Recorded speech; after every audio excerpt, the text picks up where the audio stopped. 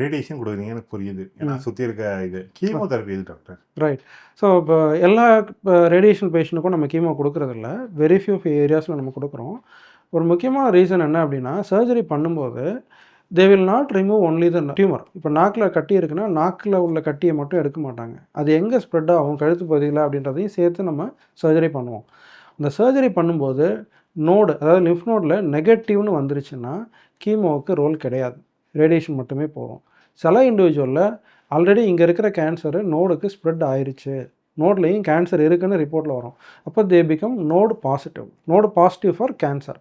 அந்த இண்டிவிஜுவலில் இங்கே போனது அடுத்து லங்ஸுக்கோ லிவருக்கோ போகிறதுக்கான ப்ராபபிலிட்டி கூட.